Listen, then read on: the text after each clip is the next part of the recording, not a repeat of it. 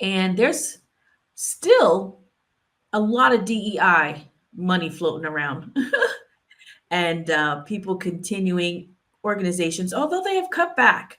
I mean, we do see that organizations are cutting back on their DEI spending, but you have some places like UCLA, California is just California, and even Alabama law that's trying to restrict the bans on DEI. And we see the effects of DEI even floating out internationally. Um, Kevin, you've written books on it, so why don't you give us a breakdown?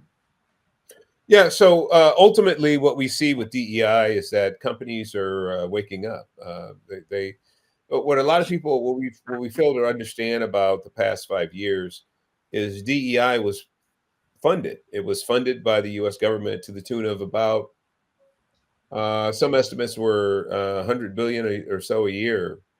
Every division, every agency, every government partner or collaborator or organization that was receiving federal funds were incentivized to push DEI.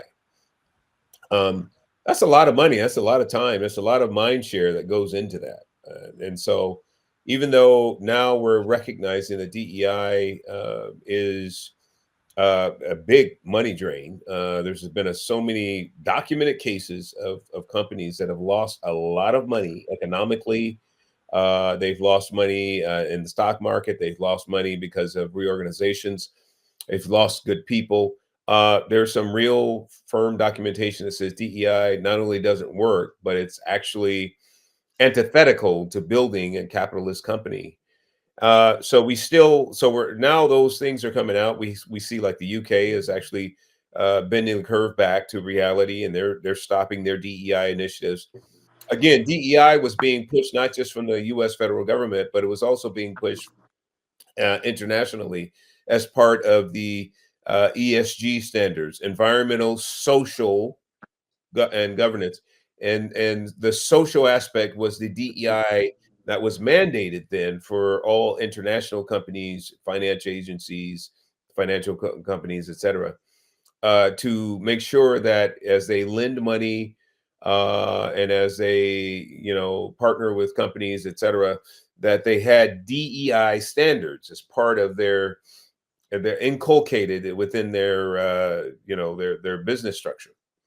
And so this is DEI to actually roll it back. It takes some time. There's a lot of rolling back. These large organizations. It's not easy, and really, it's only come back into real focus over the past, let's say, 12 months, past 7 months or so with the Trump administration really advocating that this is racist, and it runs afoul of existing federal laws generally, of moral laws as it relates to, we never supposed to hire people just because of their skin color, or never supposed to promote them just because of skin color. It's always been meritocracy, and the Trump administration has done a good job of not only helping to reorient the thinking of U.S. companies, but the international companies have now as well, when they couple their losses over the past several years, along with the fact that they're not being funded for it anymore or incentivized to do it anymore, with the Trump administration saying, look, if you do business this way, the U.S. government is not going to do business with you.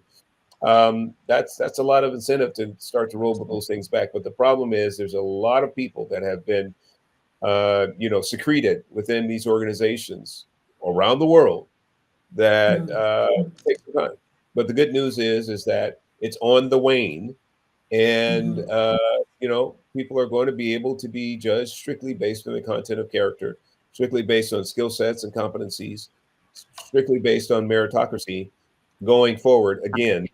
And Mhm. but it's just right now it's just taking a little bit of time, but it's definitely DEI is on its way out. I imagine within the next 12 to 18 months it'll be just really a thing of the past.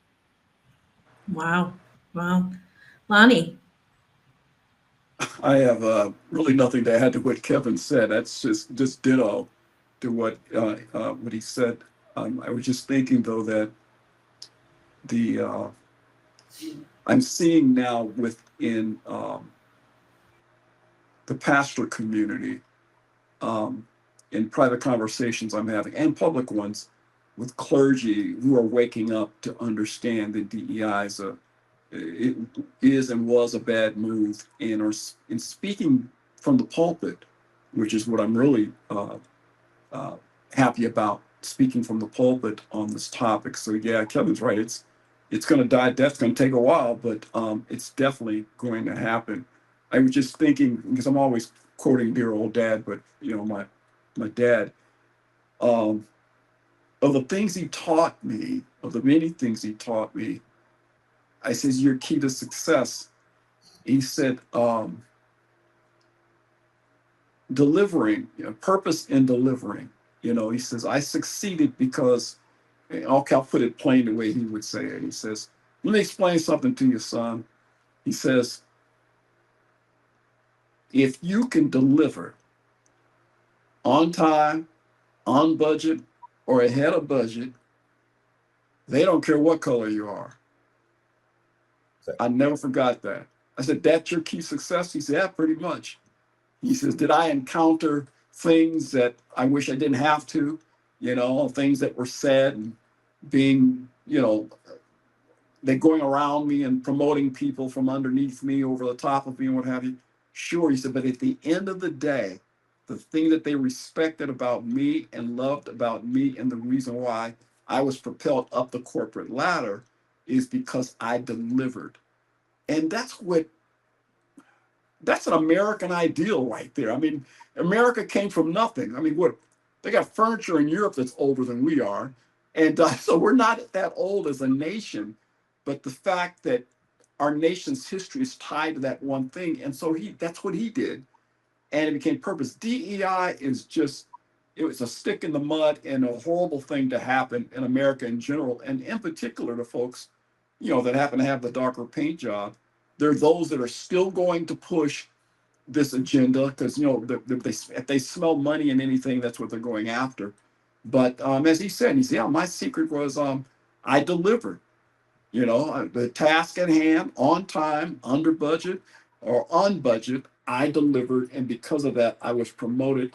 And they could care less what color I was, and they would protect me in the times that I would run up against obstacles because of the color of my skin. Oh no, leave Poindexter alone, because Poindexter saves us money or makes us money. And that's what, that actually goes back to what Neil was talking about, what was happening in the South and what have you, and why the South imploded upon itself based upon that their adherence to slavery. And people aren't productive when you've got a whip over their heads or on their back. People are incentivized. Okay, I'm going down a rabbit hole here, but just stating that DEI. I remember I first started reading Kevin's and Neil's information on DEI, and Kevin's in particular. I was screaming to myself, yes, yes, yes, this is it. This is it.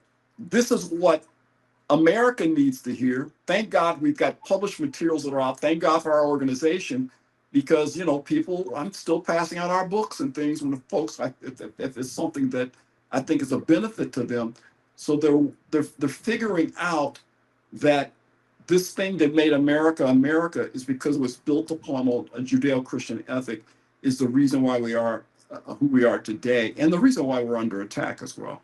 Thank you, guys. Listen, everyone, thank you for much for joining us on Mavericks in Faith and Culture. We appreciate you. Continue to watch, subscribe to our YouTube. You can follow us on Facebook and Instagram. And I will be sure to place the link in our chats or down at the bottom so that you can read the article that Neil wrote for us. Everyone, have a blessed evening. Shalom.